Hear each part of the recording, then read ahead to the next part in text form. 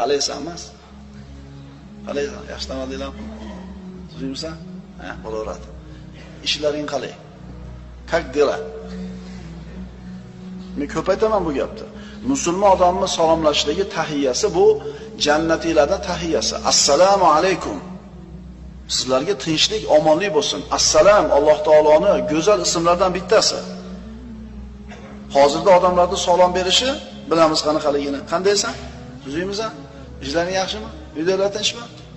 Ha, bu ham so'rashish.